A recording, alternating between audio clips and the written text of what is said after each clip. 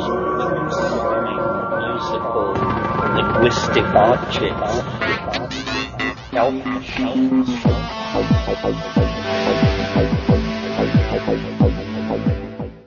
Greetings from Psychedelic Space. This is Lorenzo, and I'm your host here in the Psychedelic Salon. So, do I see some dust on your clothes? Did you just get back from Burning Man? Actually, I know the answer to that question because the temple just burned last night, which means that if you are already back from the burn, it's very doubtful that you've gotten your life back together enough to listen to a podcast.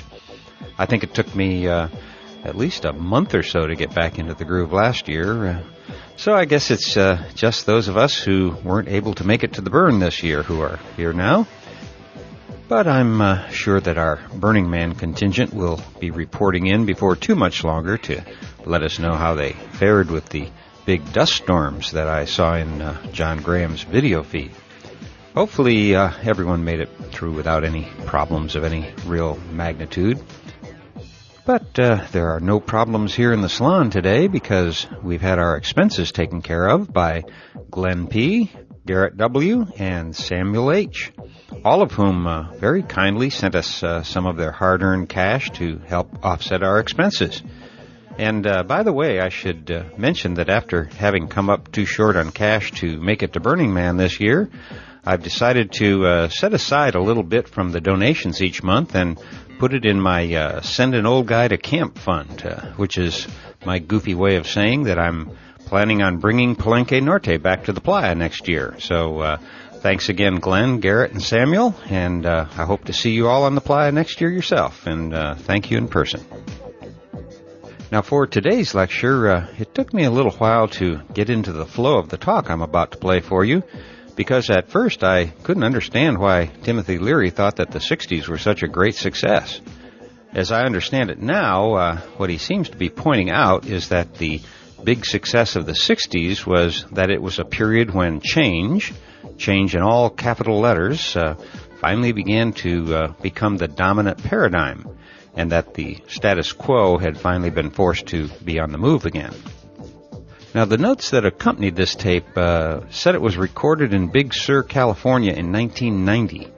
But in it, he talks about Jimmy Carter being president, and at another point he says that he thinks the 80s hold great promise. Little did he know that the 80s would bring us Reagan and Bush the first, huh? He also mentions being recently released from prison, all of which leads me to believe that perhaps this talk was recorded in 1979 and not 1990, but you'll have to decide that for yourself. I'll have more to say about Dr. Leary's take on things after you've had a chance to hear what he was thinking back then, whenever it was, but I'll warn you ahead of time. Unless you live in California, he's probably going to make you mad at one point in this talk. And now that you've been warned, well, just sit back and enjoy listening to another very entertaining and informative lecture by Dr. Timothy Leary. Thank you.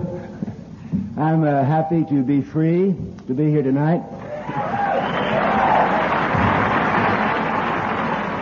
I had a slight delay in getting here, like a detour of 8 years.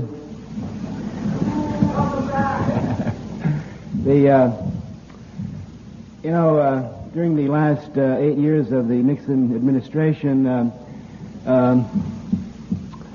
they kind of made it illegal for people to go around expressing new ideas. I'm glad to say that the prohibition on new ideas has been repealed. I've been traveling around the country for the last few months, kind of checking out what's happening, and I have a couple of announcements I'd like to share with you about my observation. The first one is that there is, at the present time in this country, an epidemic of good feeling. It is legal to smile once again. During the last 8 years, it was a heavy period. It was a down period. It wasn't the people that really understood what was happening didn't feel like smiling. We were almost like Eskimos. You had to barricade yourself against the vibrations that were coming down. However, this has changed. There's a feeling in the country now that is similar in many ways to the early 60s when people can look each other in the eye. There's a sense of hope and expectation for change. Now, another announcement I have to make is this. This country is now being run by successful and intelligent heads from the 60s. By that I mean the intelligent and articulate young women and men who 10, 12 years ago were forced into positions of dissent and protest and drop out, have dropped back in, and are now taking over positions of responsibility for what's going on. This change in who's running the country is no surprise. We knew it was going to happen. You see, what's happening is that we simply had to wait until the generation of the 60s moved into to a situation of maturity. We've got to get used to this idea, you see, that we won the great contest of the 60s. Like it or not, or ready or not, we have become the establishment.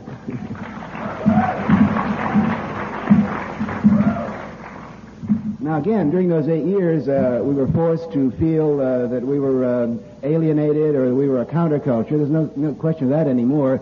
We've got to accept the responsibility of freedom and accept the necessity to stand up proud and tall and start creating the external realities which our internal visions led us to believe were possible. Now, this is no surprise. We knew this was going to happen. I remember back in the early 60s reading a Gallup poll which said that 75% of the students at the Harvard Law School were smoking grass. So I said to my friends, our legal troubles will be over in 10 years. And there was another finding that is even more important than this. At the same time, say 1968 or 69, 65% of the young women and men in the science and engineering schools, MIT, Caltech, RPI, Georgia Tech, were also smoking grass, which means that now we have in this country, for the first time, perhaps in centuries, a new generation of women and men who have experienced in their own nervous systems the energies, biological and genetic and physical, about which they write equations and which they study with their complex instruments. And it's these young scientists who are also humanists who are going to produce a technological society in which the technology is run by deeply artistic human people.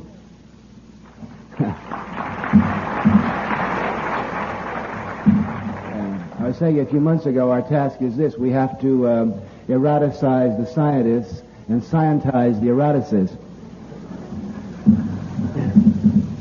Now, I'm sure that many of you have been confused over the last few years about what people call my image. Now, as you well know, I never wanted any credibility. I'm more concerned with incredibility. But I'll speak a few words about this business of image, which is all media hype and partisan image making, as you well know. Sometimes I think there's hardly one immorality or sin of both the left wing and the right wing that hasn't been attributed to me at one point or another. In the early days, early 60s at Harvard University, we were performing some biochemical experiments in the laboratory. There was a slight accident, and I was cloned. There are 24 Timothy Learys running around the world. We learned in the 60s that your head is your own, your brain creates your own reality, so pick out the one you want. There are Timothy Learys that will make you feel good or feel bad. As it happens, the one that I'm hooked up with is performing a very simple function. I believe in change. I'm a change agent. I want to keep changing myself. Now, I'm very selfish about this. I want to grow, I want to develop, and I'm learning step by step through many, many years of diligent study and experimentation how to facilitate the process of continual change. Now, you know, in the past, before electromagnetic communication, television, radio, changes took place very slowly and painfully in the human situation. It would take maybe once a century, once every 300 or 400 years, a group of women or men would have an idea, would have a vision or revelation, perhaps because of some vegetables they ate or something, who knows. But it would take literally centuries before a real change idea would travel from the Middle East to Athens, Greece, or something like that. And the changes until very recently were very Newtonian. You were changing from A to B. You were changing from Catholicism to Protestantism, or from capitalism to Marxism. It was always linear. It was always either or. But with the advent of Einsteinian thinking, with the new quantum mechanics, with the new mathematics, with the new existential Einsteinian neurology and psychopharmacology, we are now into a period when change is the name of the game. I'm not talking about future shock, because Toffler's book was mainly present shock. I'm talking about the fact that change is going to be the norm from now on. And we're not changing from A to B, we're changing in an explosive, multi-directional way. Now, by the way, my lecture tonight comes in cycles, as everything in life does. It's carefully orchestrated in mathematical sequences, but I'm sure that at one point or another you may get lost, because I'm going to try to give you more survival information, more scholarly scientific information. I'm going to try to jam you with enough neurological signals that perhaps you've never experienced before, because I think we're ready. We've come out of the cocoon and the sloth of the late 60s and 70s, and I think you're ready to receive a lot of information. If you lose me now, then don't worry. I'm going to orbit back behind you, and I'll pick you up. I've been orbiting back around you for many decades. You remember. Okay. I'm going to be talking about change.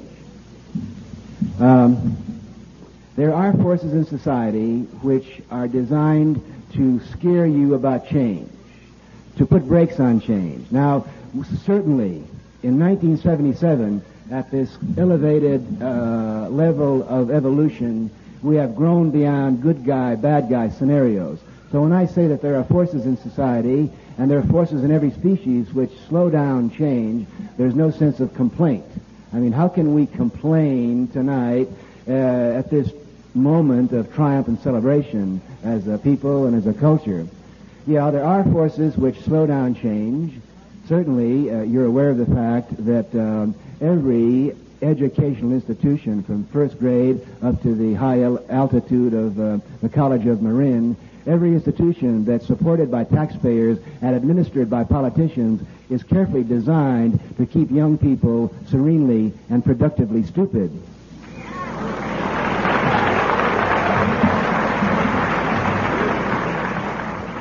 Now, again, this is not a complaint. It's supposed to be that way. A species, a culture, a people has to have those that keep the central tendency going. You have to have a centripetal tendency. They have to warn you, don't get too far out or you get picked off, so forth. It's necessary to have the conservatives, but it's also necessary to have the mutants, the migrants, the people with new ideas. And I will remind you, do not be afraid of change. We're now entering into a cultural period in which it's delta change. It's the change of the changes. And I want to remind each of you in this room that you've been through at least 4 tremendously shattering and dramatic mutations and migrations in just the short number of years that you've been on this planet. Because these are the 3 M's of evolution, both for a species and for an individual. Mutation, metamorphosis, and migration. Mutation is the way the DNA code improves a species. It's diversity. DNA code is continually mutating towards greater complexity. And metamorphosis is the way individuals can change. But migration is always the key, the tool for getting smarter and trying out new things. And sitting here in a room of Californians close to the Pacific Ocean, we certainly are dealing with an audience of both mutants and migrants.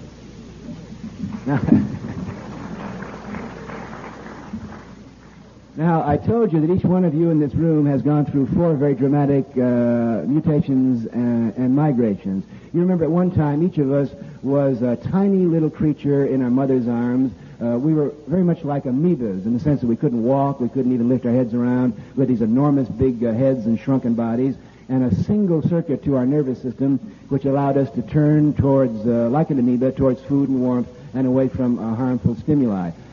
Then there came that first dramatic mutation in migration when, like it or not, ready or not, our bodies began to elongate in relationship to our head, and we began getting restless feelings. We were getting too big for our mother's arms, and we migrated. We took that first great leap down to the floor.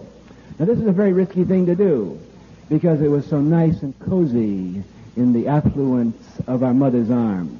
And it was a nice, laid-back, sensual place to be, but we did take that great leap. We got down the floor, which was pretty risky. We had to avoid getting put down or stepped on. We had to learn the mammalian game of pecking order and status and bluff and camouflage.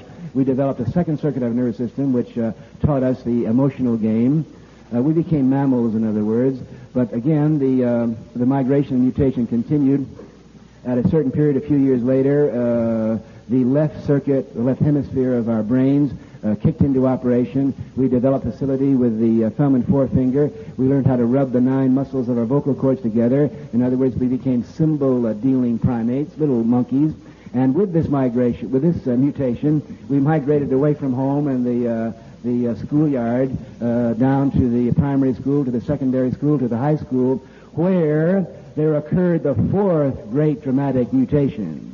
And it wasn't because we were good little monkeys getting good grades in school. It was genetically predetermined that at a certain point in our early teens, dramatic physiological changes took place in our bodies. And we developed protuberances and hair growths in the most surprising places.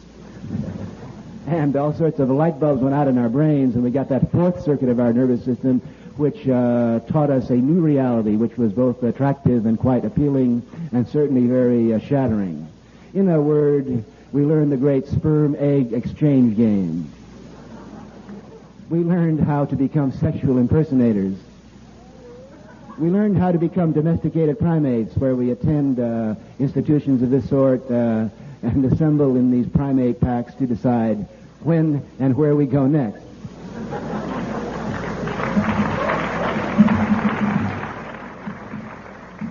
Now, this sequence of mutation and migration, which we have encountered individually, of course, simply recapitulates the history of life on this planet.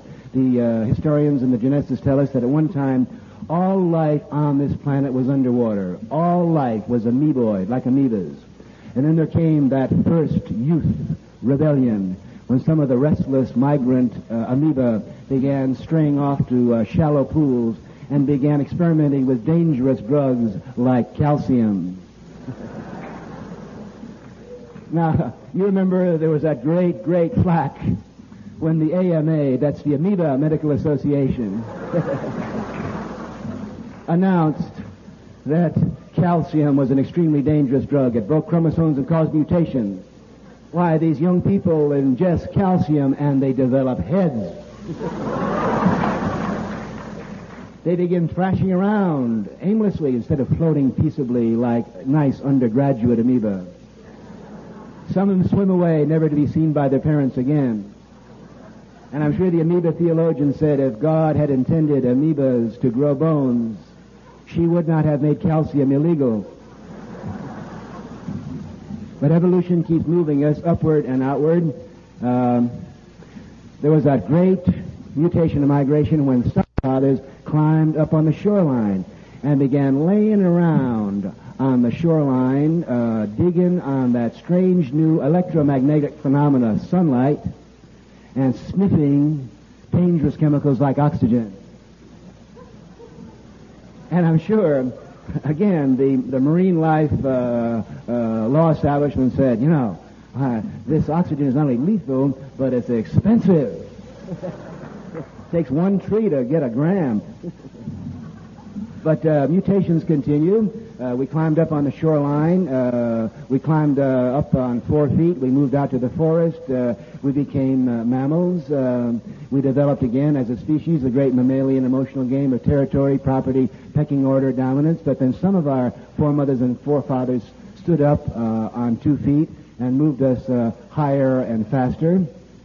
Now, I'm sure that the mammalian law enforcement establishment said, hey, we're getting reports that some of these mammals are developing the opposable forefinger and thumb, and they're making tools. Well, pass a law against tool making, but bring some of those tools down to headquarters, confiscate them. Maybe we can use them. Evolution continued as a species, mutation, migration.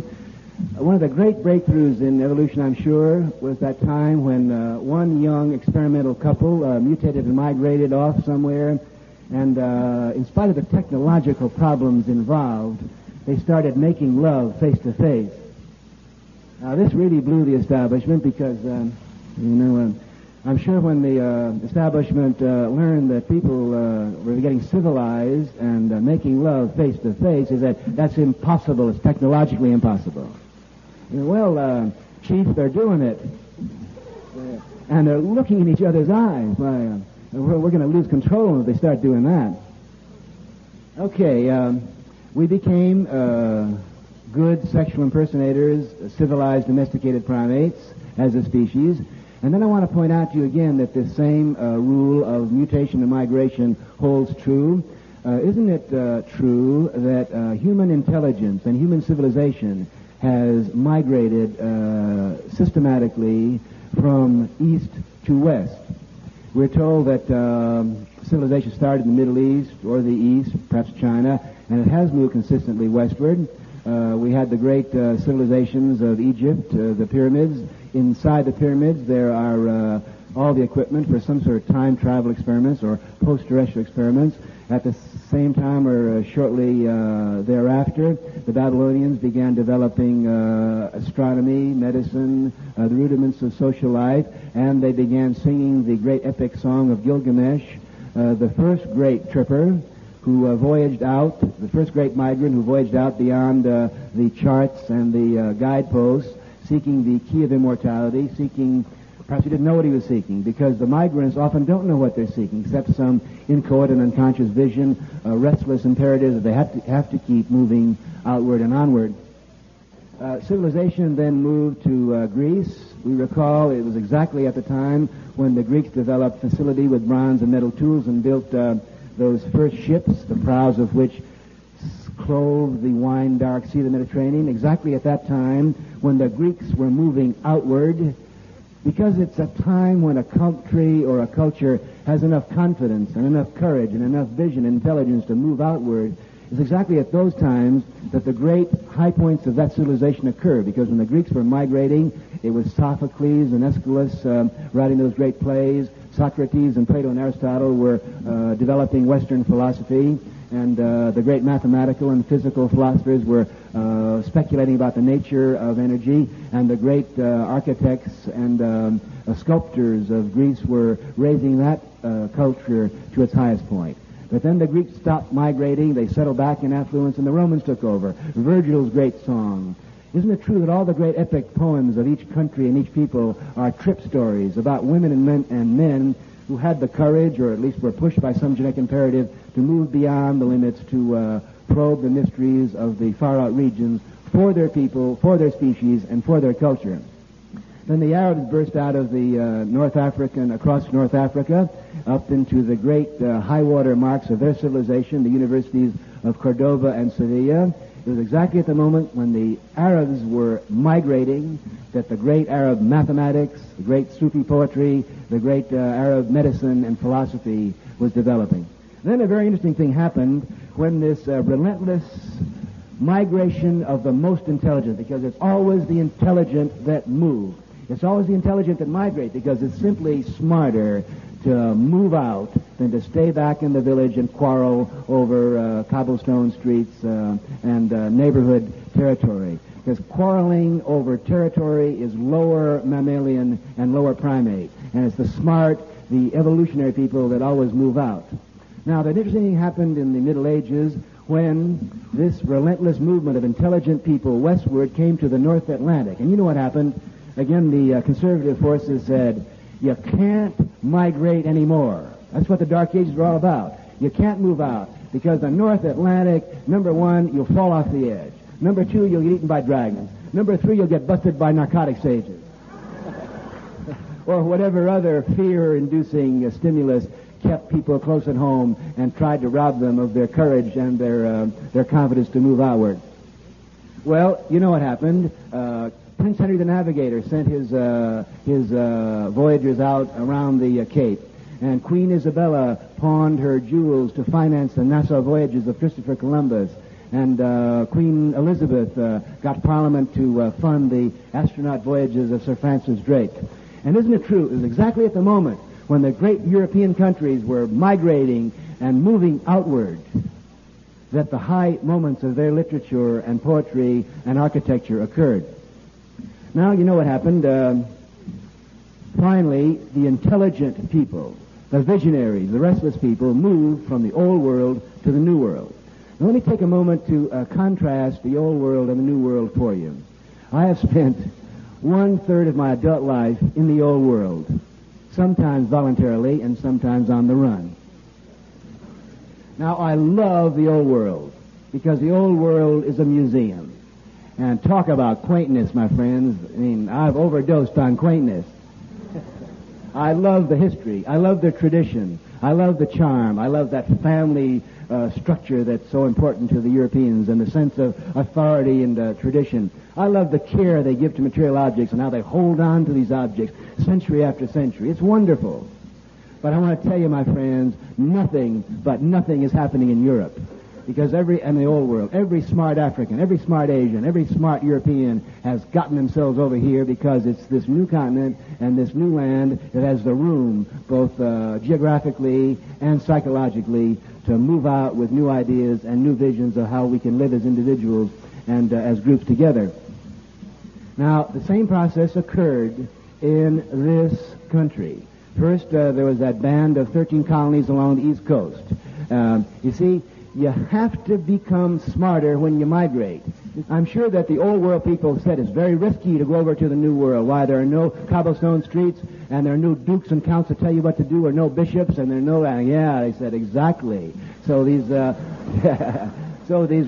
visionaries, these kooks sat down and wrote documents like the Declaration of Independence and the Constitution, and we developed the technology, because this technology would never have moved the way it did in the United States. We built the railroads, we built the steamboats, we built the teletypes and the telephones. Why? Because where there's room to move out, you get smarter to bridge the distance and to develop the technology to live. Now, we've been told that there have been three great consciousness movements or mutations in the short history of this country. The first one occurred in 1740, Jonathan Edwards, and that led directly to the dropping out from the British Empire and King George and the Church of England. Then in 1840, 1850, there was a second great consciousness movement, that hippy-dippy thing that occurred in New York State and Pennsylvania, when all of a sudden things got a little cramped in the eastern seaboard, and people began having strange visions and dressing in new clothes and speaking in new tongues and having new ideas about how life could be lived, and naturally they got in trouble with City Hall. So they sold their land, they pawned their possessions, and they bought those extremely risky spaceships called covered wagons, and they headed west. I'm talking about the Amish, the Shakers, the Quakers, the Mormons. There were literally hundreds of groups that got new ideas about how women and men could live together in tune and harmony with a better vision, and they moved out as the smart ones always do. Now, an interesting thing happened about 50 years ago. The movement of intelligence westward for 5,000 years hit the Pacific coast of California, and for the first time in 5,000 years, there was no place left to go. And I attribute some of the malaise and the confusion in this country in the last few decades to this fact, that for the first time in the history of our species, there's no more room left for the courageous, for the intelligent, for the restless, and for the genetically predisposed to move out into new places where there's room for new visions and new ways of living. Now, let's review. Oh, by the way, I made a terrible mistake in this lecture. I should have told you earlier, and I hope you'll forgive me. I have an important message for you. I beg you, do not believe anything I say.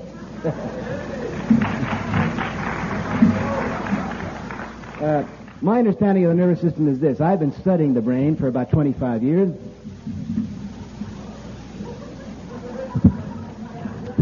Pedestrian work in the laboratory. Staggering, plodding, disciplined, step by step into the future.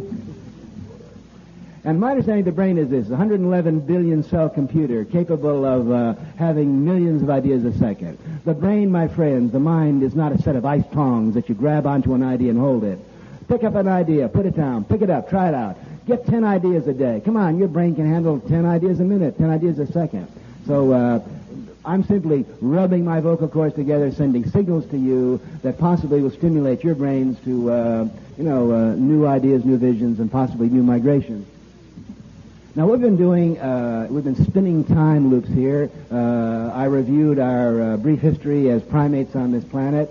I reviewed the histories of our species. I reviewed the 5,000-year march of intelligence westward. And by the way, since this is a political Northern California audience, let me just remind you of the political implications of this movement of intelligence westward.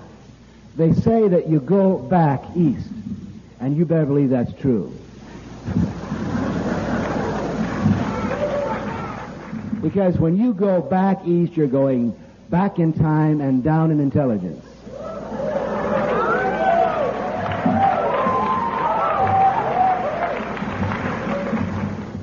Californians are smarter than the people in the Midwest. You know, I was in Buffalo about 2 weeks ago, and the snowdrifts were 20 feet tall, and they couldn't move. And I said to my friends in Buffalo is an intelligence test that you have flunked. You know, the weatherman in Buffalo quit. Finally, after 10 years, said, "What am I doing here? Get me a ticket to San Diego or to Los Angeles or San Francisco." The same thing is true when you go back to New England. Now, I'm from New England. I love New England, but New England is a museum. I mean, it really is. They're living in this quaint little Freudian world in New England. You know. Now, when you go to the old world, what's happening in London? You're going back 100 years when you go to London. When you go to Paris, 150 years. Paris is ahead of Rome. Rome's ahead of Athens. Athens is ahead of Istanbul. I mean, isn't it clear? The old world must be considered with compassion.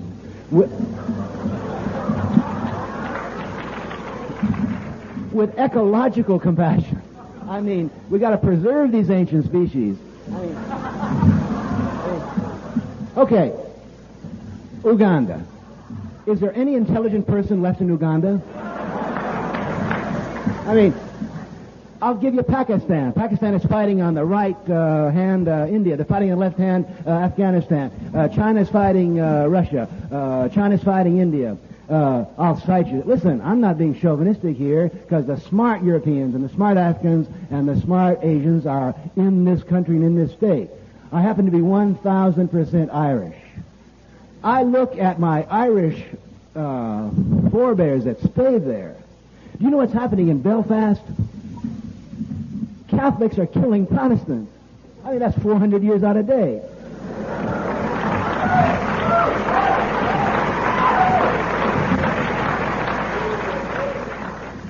You know, the Protestant parents are teaching their children to hate Catholics. We must treat the old world with send them veterinary medicine. Send them food. We should absolutely not interfere with their politics. I mean, come on. We sent, who is it, Avril Harriman, speaking of dinosaurs. Carter sends Harriman over to Cyprus to try to stop the Turks from fighting the Greeks. And as a little AP wire said, of course, the Greeks and the Turks have been fighting each other for 4,000 or 5,000 years. I mean, let's send Avril Harriman out to the prairies to stop the lions fighting the tigers, huh? Or now Carter wants to start a buffer state in the Middle East. Well, you know, a buffer state in the Middle East, come on. But we must send to our friends in the old world the signal that it's smart to move west. By all means, let the smart ones in. It's an intelligence test. I want to call your attention to the fact that the eastern countries have to put up walls to prevent their smartest people from leaving. You know, there's a Chinese wall, and there's the Berlin Wall, and there are exit visas yet, and they all know, all those eastern countries know that the smart ones want out. Yeah. I never saw a wall built keeping people from going west to east. Did you? Now, I'm not, I'm not about to form a trio to sing God Bless America with Eldridge Cleaver and Patty Hearst. However, I do think it's time to realize who we Americans are. Everyone in this room is the seed descendant of some kooky, far-out mothers and fathers who had it with the old world and wanted room to move. And I don't care where they came.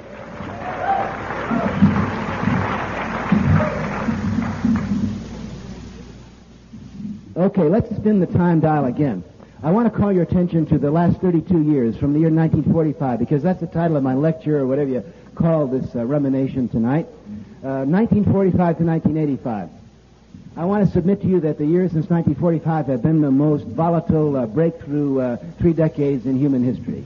I use the term, this brawling species of domesticated primates finally got the technological know-how to fission the atom, release the basic energy of the universe, and at that point it was very clear, I'm sure, that the DNA code of every living species since the radiation, since the fallout of Alamogordo and Hiroshima and Nagasaki and the subsequent tests, and said, hey, they've done it. It's time to get off this planet because nuclear energy does not belong on a tiny planet like ours.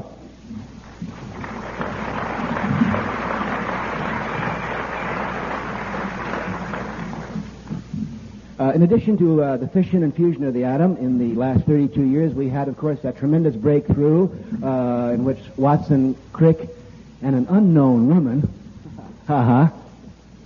who didn't get the Nobel Prize, although she did the X-ray work that set the thing up.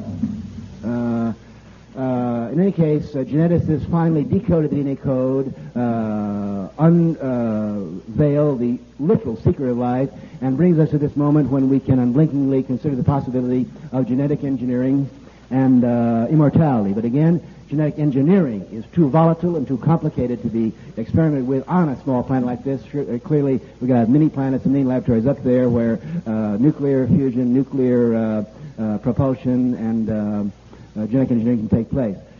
The most important thing that's happened, though, in the last 32 years is the mass popularization of electromagnetic communication. I like to think, I find it amusing and stimulating to my intelligence to think that everyone born after the year 1945 is a mutant. You literally belong to a new species. You belong to the neuroelectric species, the neurotelepathic species. The point is this, that everyone born after 1945, when you first crawled out of the crib or the cradle and toddled over to the boob tube, and with your tiny, chubby, baby little hands, you began to dial and tune reality. Yeah, we had Post Toasties, Wheaties, Rice Krispies, hype, con, salesmanship, turn it off, Ford, no, Chevrolet, no, Ford, Carter, Disneyland. The average child in the 50s, the average television child in the 50s experienced more spectrum of reality in 1 week than the most affluent, aristocratic, and well-traveled people of the centuries before. Because these children were learning how to dial and tune channels of reality, and that's the way the brain works. And it was no accident that your first great neurogenetic generation occurred when these post-Hiroshima mutants finally reached the age where they could proceed with neurological experimentation. Okay, the post-Hiroshima mutant generation hit college age, and it was a baby boom generation, you recall, during the 60s. Now, I'm going to review for a few minutes the 1960s. I think it's the most important decade in human history. I don't think Hey, there we go. I see we have some veterans of the great uncivil war of the 60s assembled here. Hey, well. Okay, my fellow veterans of the 60s, I think the truth should come out. We won the war of the 60s, and it was a noble triumph. There's not one aspect of American culture that wasn't reviewed, reformed, changed, improved during the 1960s. Sure, we can celebrate about it. It was the greatest mutation in world history. It was done bloodlessly. It was done with good humor. And our main weapon was the notion of feel good. All right. We can sit around and congratulate ourselves, but I appeal to you, my fellow veterans of the 60s, we do not want to become like the veterans of other wars, like the American Legion or the VFW. Surely we must not let them encourage us to have annual conventions in cities like Philadelphia, where you can run around barefoot with funny costumes and get busted for old time's sake. And surely we do not want them to build statues of barefoot, long-haired hippies in every court square. Peace, love, right on, unreal. No, we won a signal victory, my friends, but we must not relax on our laurels. Change is the name of the game, and I urge and invite my colleagues from the 60s to move into the 70s and 80s, because the wave of the 80s is going to make the 60s look like a ripple.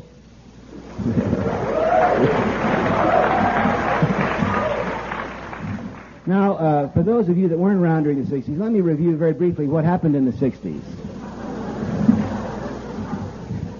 You know, there's been a lot of rumor about the 60s to try to shove it under the rug. There have been two great literary conversations in American last 20, 30 years. One where Fitzgerald said to Hemingway, the rich are different from us, and Hemingway said, yeah, they got more money. That proved Fitzgerald was smarter than Hemingway. Then there was a conversation in the 1970s between, of all people, Tennessee Williams and Truman Capote. And Tennessee Williams said, well, what happened in the 60s? I was drunk and in the mental hospital all the time. And Truman Capote said, nothing happened in the 60s. Ha ha.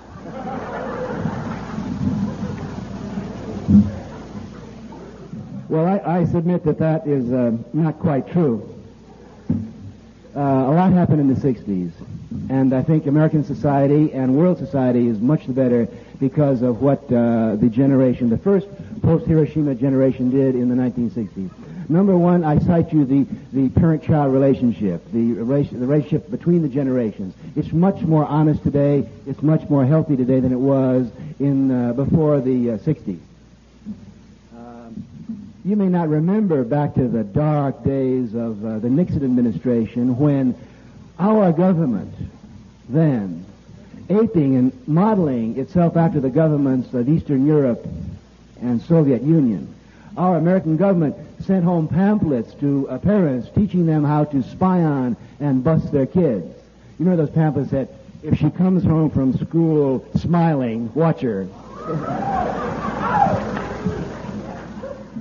Well, in the last presidential election, we had the amazing and delightful phenomena of Mrs. Betty Ford saying, sure, the kids smoke grass in the White House, but that's not what's important. What's important is we're honest about it. We don't have this hypocrisy.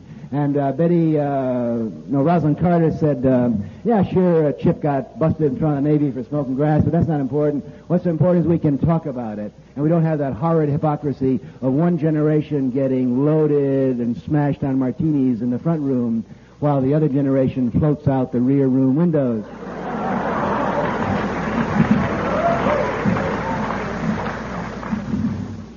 Another great change that happened in the 60s was the educational process itself. You have no idea how feudal Prussian and medieval universities were in the 1950s. In the 1950s, professors and administrators and deans were considered to be in loco parentis. That means they're supposed to be in the place of parents, which means they're supposed to keep boys and girls apart, right? And in the 1950s, if you can remember back to the days of Eisenhower, McCarthy, Elvis Presley, and Neil Sedaka, every college, they had a women's dormitory. It was like a maximum security prison with a matron to check the young ladies in and out to make sure that the inevitable did not happen. Well, the many sexual revolutions and liberations of the 60s have changed American culture and world culture forever. We can never go back to the machoism that we had before the 60s. In the old days, there was the sex was either yes or no, but now there are many, many options for the expression of your love and beauty. And by the way, that's the key to everything I'm saying tonight. That's the signal, options.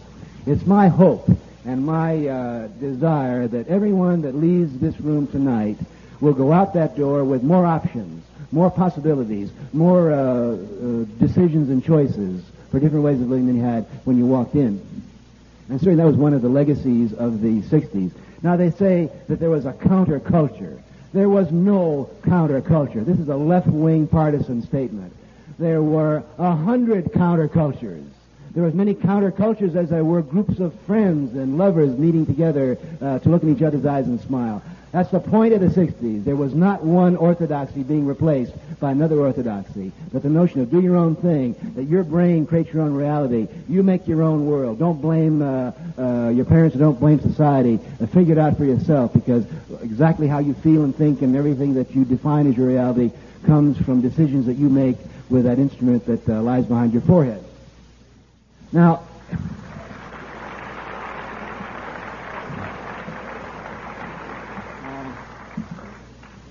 another thing that happened, I could go on endlessly, my fellow veterans, citing the great victories of the 60s. I want to remind every young man in this room that you're living and you're sitting here tonight with a certain sense of freedom and serenity which you had because a generation before yours cared enough and put their bodies on the line enough to end the peacetime draft.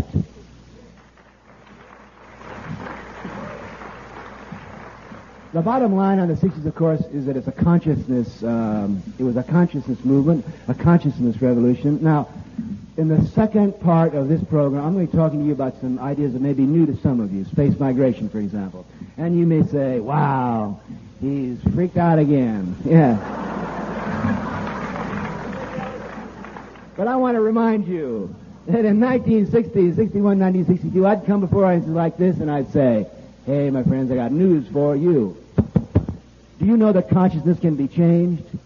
And people would look at me with blank expressions and say, what do you mean? You're either awake or you're asleep. I said, no, it's a little more complicated than that. The very notion of consciousness didn't exist in the late 50s, except certain occult groups and English philosophers and Oriental translated philosophers. But as a mass concept, consciousness did not exist. Now, of course, we realize that consciousness and pleasure have become our number one national industry. The great American Consumer Society, of course, has co-opted consciousness and pleasure. That's all right. There's no complaint about that. Consciousness and pleasure as a national industry is probably better than Detroit automobiles, which is our last national religion. This business of consciousness has two parts. One is the discovery of the body, body consciousness. Now, before the 60s, the human body was considered to be a robot that you fed 3 times a day. It was trained to perform certain robot productive tasks, and that was about it. Oh, you could bounce up and down each other on Saturday night for reproductive purposes only. But the very concept of body awareness did not exist. Now we have seen this incredible industry of body awareness, water beds and satin sheets and hair blowers for macho athletes, not to mention the scents and perfumes and the new forms of dress, the new forms of aesthetics, not to mention the health foods and diets, not to mention the martial arts and karate. I could stand here for an hour and list you the many money-making aspects of body consciousness and pleasure that have developed in the last 10 years, which did not exist as concepts before the great revolution of the 60s. I want to remind you, see, that the very notion of pleasure as an end point or a goal or a good thing in life was really unheard of, except a few Hollywood stars or a few jet-set princes. But, you know, that the average middle-class citizen could be involved in pleasure. I mean, before the 60s, the theology was this on pleasure. For every little pleasure, there's a pain, pain, pain. And so God was this accountant who kept your pleasure scoreboard.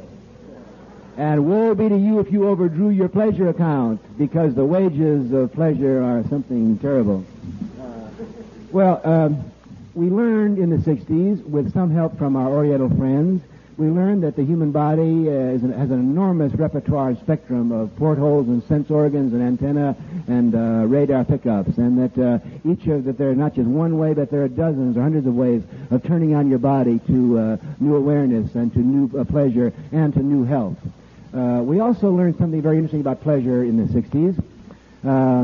It's so easy to suffer. You know, just listen to the TV or radio, or do what they tell you in the newspapers, and you'll have all you just relax and you'll suffer. I mean, they'll give you 100 bad trips a day. You know? The easy, lazy thing to do is just go on suffering in a repetitious way. It's really more energetic, and it's more challenging, it's more intelligent to devote yourself to the development of pleasure. You know, pleasure is not some lazy, indolent thing. Pleasure is a science. Pleasure is an art. We learned in the 60s that pleasure is something you could improve. You could keep your hedonic index and watch yourself improve from week to week. We also learned in the 60s, and this is quite important, that learning to feel good, learning to feel good is like any other complicated art. It's like tennis. Always play with someone equal or better than you. And by all odds, avoid people in situations that bring you down, and professional sufferers and people whose aim is political or religious to make you feel bad. Avoid them as you would avoid the plague.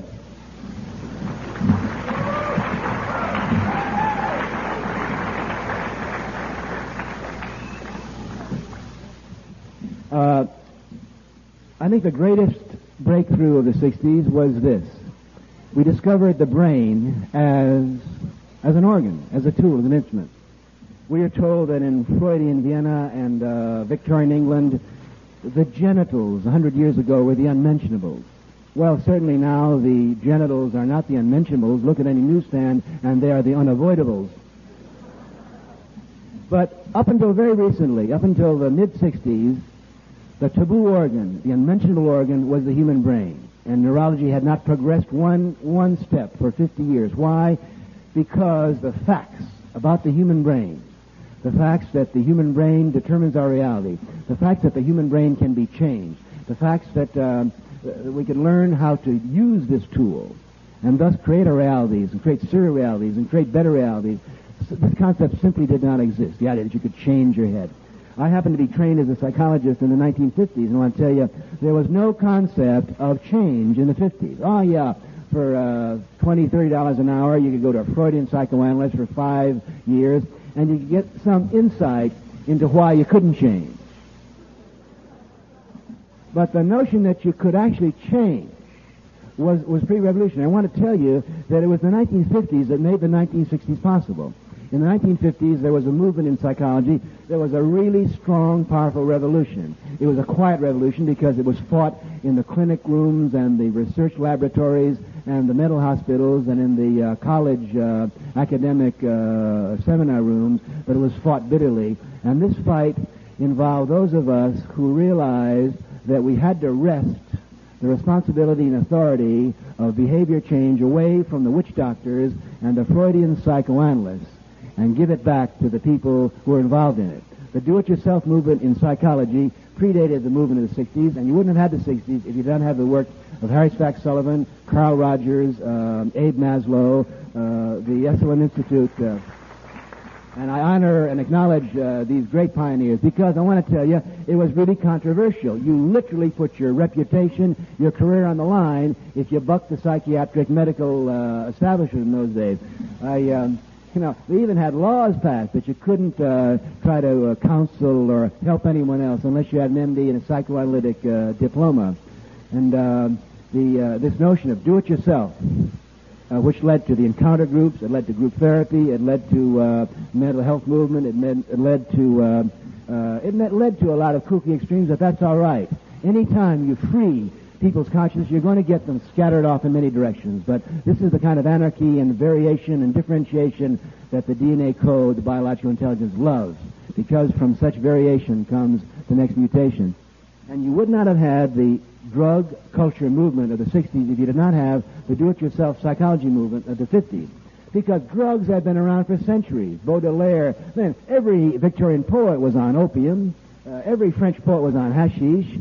Mescaline was around in Europe. There are many German scientists, Certainly Michael Horowitz here has got a library of research that was done for centuries on drugs. So drugs, nothing new about drugs. Matter of fact, we went to Harvard in the early 60s. There were several thousand papers that had been written on the use of LSD.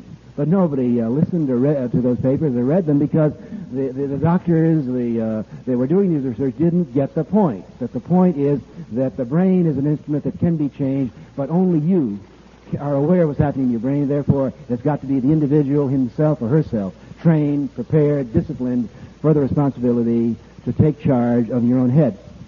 The final thing I want to say about the 60s is this.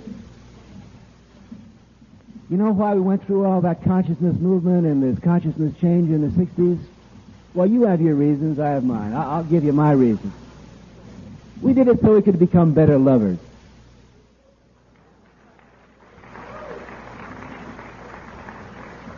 The higher you get, the more you see. The more territory you see. That's obvious. On the other hand, the higher you get, the faster you can move with greater precision. And to me, the definition of intelligence is moving faster, flying higher, with greater precision, so that you can hook up in better fusions and linkages. Because the more conscious you become, the more exquisitely aesthetic and deeply philosophic and rewarding your relationships with those who share your altitude and your acceleration and velocity.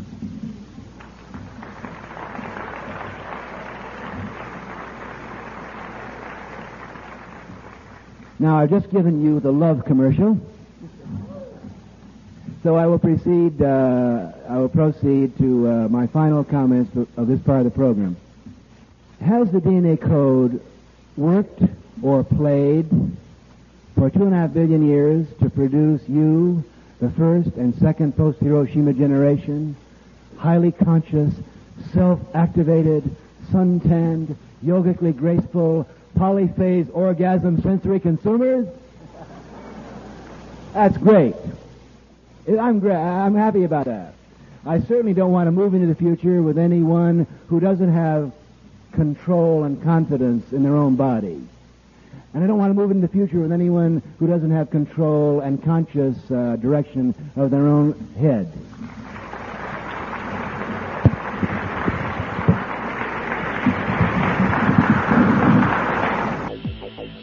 You're listening to the Psychedelic Salon, where people are changing their lives one thought at a time.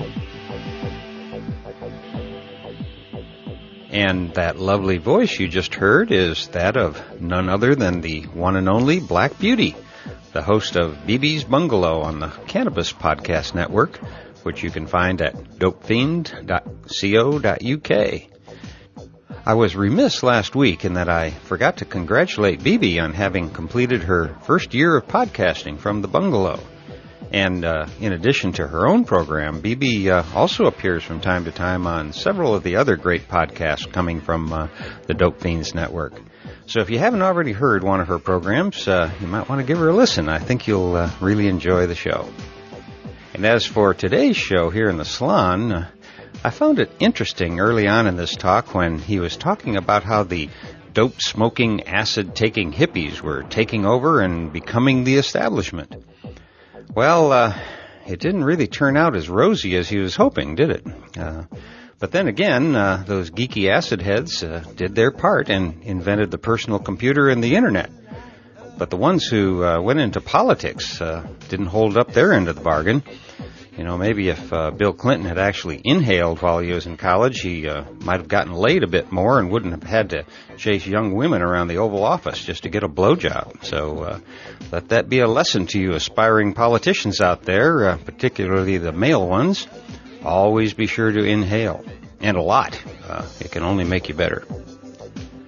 Of course, we've talked about that here in the salon before, the fact that without even realizing it was taking place, my generation became the establishment, and now we're being replaced by the baby boomers who are just as screwed up as my generation is. That's why I think that nobody over 30 should be allowed to be the president. After that age, most people seem to have been forced into so many economic and family situations where major compromises are called for that all of those early dreams and visions of youth are left behind in the great race to buy stuff. Of course, if we had only politicians who were under 30, things might get even more screwed up. But quite frankly, I don't even see how that's possible. You know, it's time for a change, my friends, a very radical change. But I wouldn't get my hopes up for that taking place in the immediate future because, in my humble opinion, even Obama is far too much of an establishment candidate, and he appears to be far too fearful of losing his newfound power to be able to bring about many changes from the current status quo. You know, I once thought the Clintons would foster the type of changes our culture needs if it's going to continue on for another 100 years. But they sold us out and left a legacy of more nonviolent drug possessors being put in prison cages than ever before. And at the same time, Clinton was imprisoning our friends, relatives, and neighbors for having a few grams of plant matter in their possession. He was having sex with young student interns in his office. What a pitiful excuse for an inspiring leader he was. Thankfully, he won't be returning to the White House anytime soon. I'll get off this now, but my point is that there is no one but yourself that you should count on to make a change in your life. No politician, even a well-meaning one, is going to be able to deliver anything even resembling honesty and justice when it comes to the war against people who use mind-altering substances. Heck, the number 2 guy on the Democratic ticket is the jerk responsible for a mandatory minimum sentencing and is also the guy who came up with the concept of a drug czar. And yet he even appears to be halfway sane when compared to the nut job of a vice president the Republicans are trying to push down our throats. So spend your time and money supporting your favorite candidates if you want to, but it seems to me that you can do more good by helping to get the true story out about the psychedelic community, getting it out to the rest of the world. So don't be afraid to stand up and be counted. You know, if we don't continue to speak out right now, we may be silenced for a long time, just as Dr. Timothy Leary was for many years.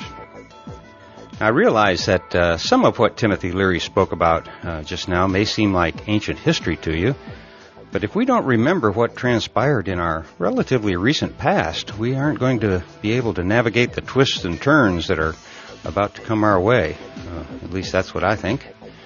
You know, I lived through some of the things Leary mentioned, like the medieval college system this country once had. And I hope you'll believe me when I say that things really sucked back in the good old days. For me, the good old days began as an undergraduate in the fall of 1960, and I graduated in June of 64. Now, the school I attended was a men-only Catholic college, and I'm here to tell you that, at least back then, it was a place that tried to tell you what to think instead of teaching you how to think. Now, I realize that both Notre Dame and other U.S. universities have made some improvements since then. For example, I understand my old alma mater now has women undergraduate, and that the priests no longer turn off all the electricity to the dorms after the 10:30 bed check, as they did when I went there. So I'm hoping you're beginning to get the picture that back just a few decades ago, things were unbelievably buttoned down in this country. And the reason I think it's so important for you to hear these stories is because if we don't pay attention to them, we're going to be blindsided once again and have to start all over in building what is rapidly becoming a very robust and worldwide psychedelic community. And speaking of the psychedelic community, here in our own little corner of that world, the beat goes on. In fact, there's getting to be so much going on over at all of the forums on thegrowreport.com that I hardly have time to surf through all of the posts, let alone add any comments of my own. There's truly an amazing amount of information, and most of it new to me, that you can find over there. But here's one item I want to pass on to our fellow saloners who may live within driving distance of Arkansas, because it has to do with a question I'm asked a lot. Namely, if I can't go to Peru or to Burning Man, how am I ever going to find the others? Well, there are now quite a few of these kinds of events, including one I hadn't heard of until just now. This was posted on the forum by Kabu Kissensee. I hope I pronounced that right. It's a very cool handle, though, even if I may have mangled the pronunciation. Anyway, he or she posted a notice that on October 3rd, 4th, and 5th of this year, and it's now 2008, in case you've been out of touch for a while. Anyway, on those dates, if you travel to Eureka Springs, Arkansas, you'll find the Coalescence Festival. And according to their website, and I'll post a link to it with the show notes for this program, but there's going to be some great music and top-notch DJs there, as well as talks by some of our old friends from here in the salon. Right now, the scheduled speakers include Alex Gray, John Major Jenkins, Daniel Pinchbeck, Dennis McKenna, and quite a few others. So if you're looking for a musical, camping, and intellectual experience without all of the wind and dust from Burning Man, this may just be the festival for you. Now, another question I've been receiving lately has to do with psychedelics in the family. I'll read you part of a message I received about this from Felix, who says, as I was listening to the latest podcast, which is the one with Nick and Myron on it, somehow I got to thinking about career and that sort of thing, and how I am getting to the point in my life where I have to decide what part psychedelics will play in my life. One thing besides Big Brother I thought of was family. So my question is, what do you think about family and psychedelics? You've mentioned your children briefly and had talks by the Grays on the topic, but it does not do much good for me. My dad, for example, is likely 5 years or so younger than you are, but I am quite hesitant to tell him or my mother about the part these sacred medicines play in my life and thoughts. My paths, academic, musical, and spiritual, have all been touched by them. But to my parents, it is merely worrisome that I read the books I do and occasionally quote Tim Leary, and of course ingest the chemicals I do. What's a guy to do? I'm not a teenager anymore, so I don't have to negotiate with them as authority figures anymore, but merely as people I love and don't want to alienate, which is almost trickier. I haven't even tried to deal with extended family, aunts, uncles, grandparents, cousins. Anyway, it is something to think on, and I thought you might like to think on it too. Well, Felix, I have in fact given this a lot of thought. But so far, I haven't been able to come up with any good ideas about the topic at all. As I've mentioned before, when my children were young and beginning to experiment with these substances, I did everything wrong. In fact, I was as uninformed about our sacred medicines as a person could be. Today, I, of course, would handle things very differently than I did 25 years ago. But the problem you point out is one that almost every young person in this country is facing, namely, how do you teach your parents?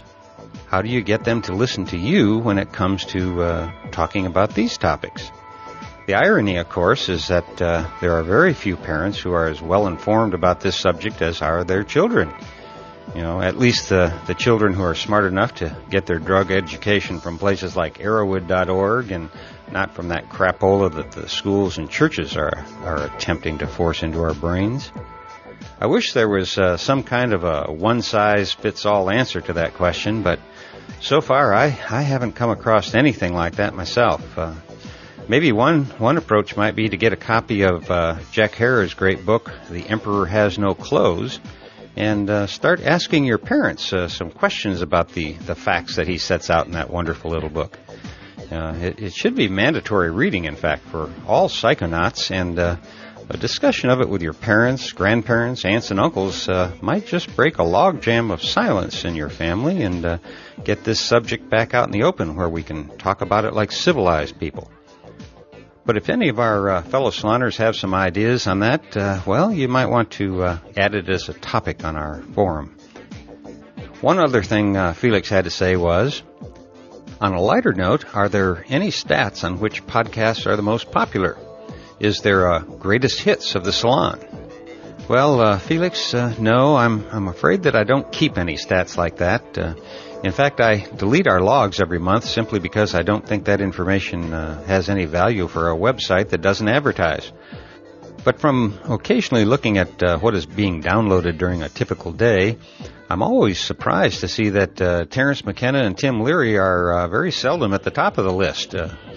So maybe I'm still overloading you with these guys. I'll have to dig around and come up with a little more variety, I guess.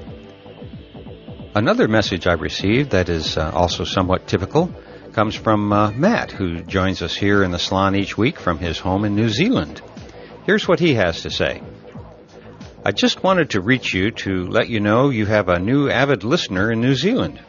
I would certainly donate if I wasn't on the verge of going broke. Such is life. I only discovered this subject in depth and indeed the wider community at large through Terence McKenna somewhere online maybe 6 months ago and have been captivated ever since. Gradually, this has led me to find further people of interest online and is what led me to your podcasts most recently. Keep up the great work. I'm telling others here in New Zealand about your podcasts. Well, for what it's worth, Matt, telling others about these podcasts is every bit as important to me as are the financial donations. I obviously couldn't keep expanding the bandwidth and other physical requirements for delivering tens of thousands of copies of these podcasts each week without the financial help of our community, but equally important is finding the others, as Terence always preached. So helping others find these podcasts is one way that you can help, even when your funds have dried up. We've all been there before, and most of us are there right now. So don't worry about making a financial contribution to the salon. Just by listening each week, you're contributing more than you can know to the psychedelic community. We're all in this together, and so it's always good to be together here with you and our other fellow saloners here in the Psychedelic space. So as the Bard McKenna said, keep the old faith and stay high. Now, as always, I'll once again close this podcast by saying that this and all of the podcasts from the Psychedelic Salon are available for your use under the Creative Commons Attribution Non-Commercial Share-alike 3.0 license. And if you have any questions about that, just click the Creative Commons link at the bottom of the Psychedelic Salon webpage, which you can find at psychedelicsalon.org. And, of course, that's where you're also going to find the program notes for these podcasts. So for now, this is Lorenzo signing off from Cyberdelic Space. Be well, my friends.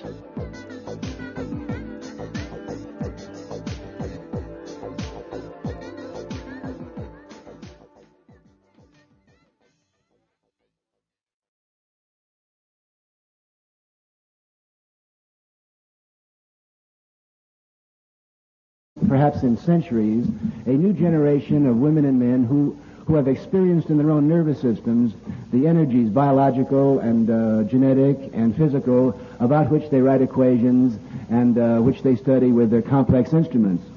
And it's these young scientists who are also humanists who are going to produce a technological society in which the technology is run by deeply artistic human people.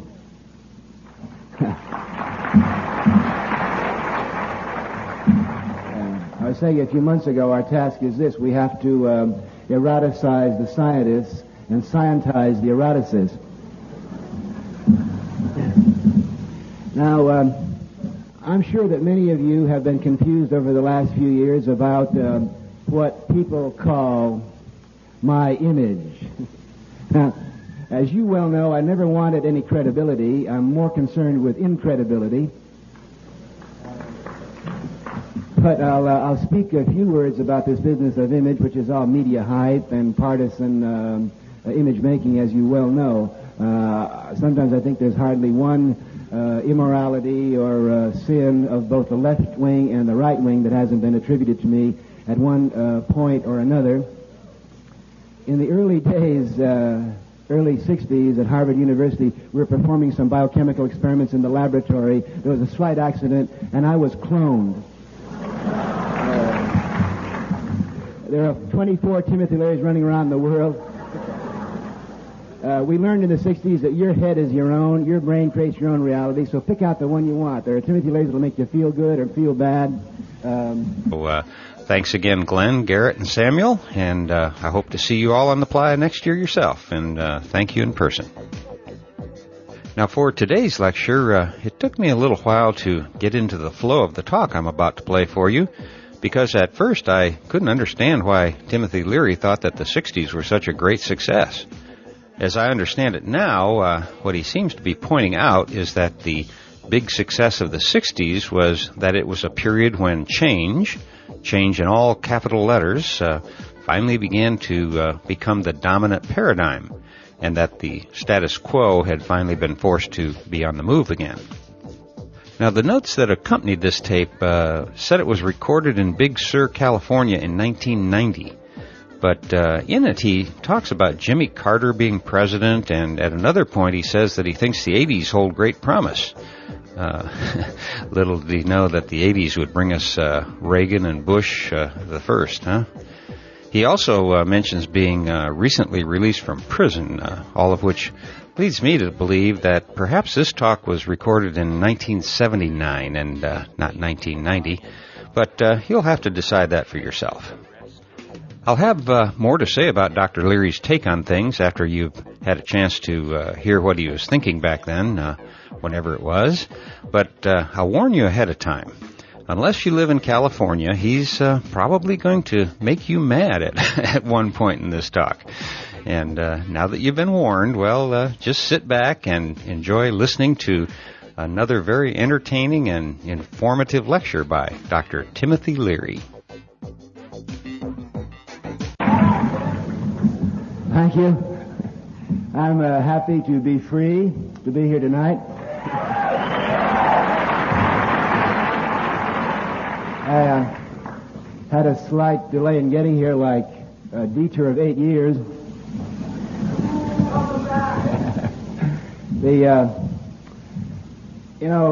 During the last 8 years of the Nixon administration, they kind of made it illegal for people to go around expressing new ideas. I'm glad to say that the prohibition on new ideas has been repealed.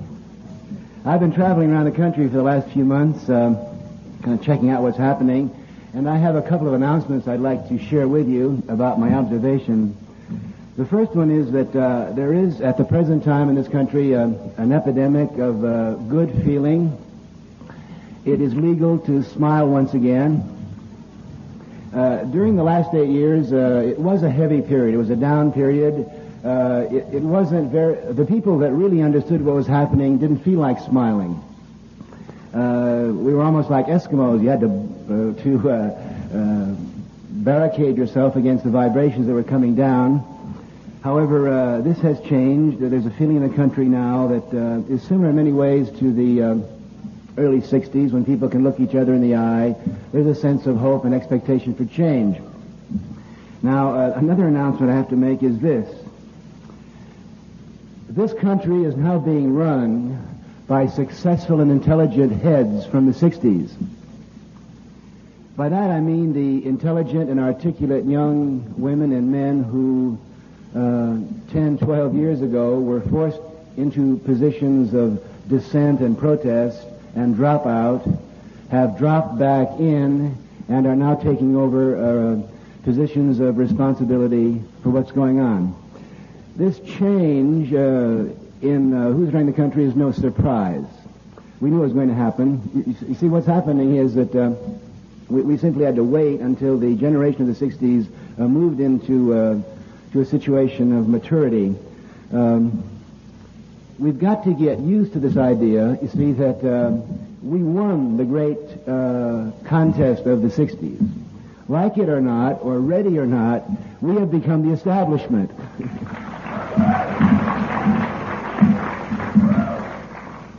Now again, during those 8 years, we were forced to feel that we were alienated or we were a counterculture. There's no question of that anymore.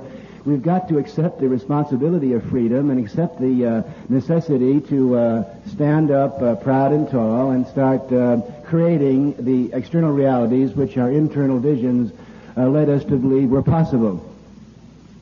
Now, this is no surprise. We knew this was going to happen. I remember back in the early 60s reading a Gallup poll which said that 75% of the students at the Harvard Law School were smoking grass.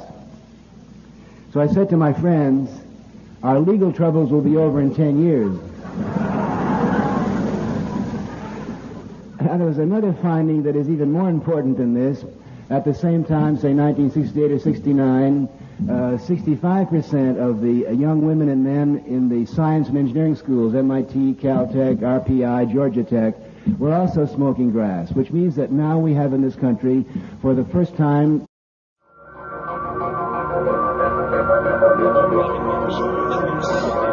musical, linguistic objects.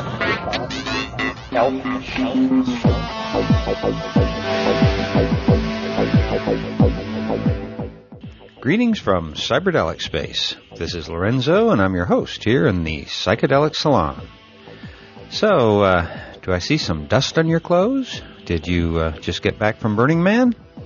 Actually, I know the answer to that question because the temple just burned last night, which means that if you are already back from the burn, it's very doubtful that you've gotten your life back together enough to listen to a podcast. I think it took me at least a month or so to get back into the groove last year. So I guess it's just those of us who weren't able to make it to the burn this year who are here now. But I'm sure that our Burning Man contingent will be reporting in before too much longer to let us know how they fared with the big dust storms that I saw in John Graham's video feed. Hopefully everyone made it through without any problems of any real magnitude. But there are no problems here in the salon today because we've had our expenses taken care of by Glenn P., Garrett W., and Samuel H., all of whom very kindly sent us some of their hard-earned cash to help offset our expenses.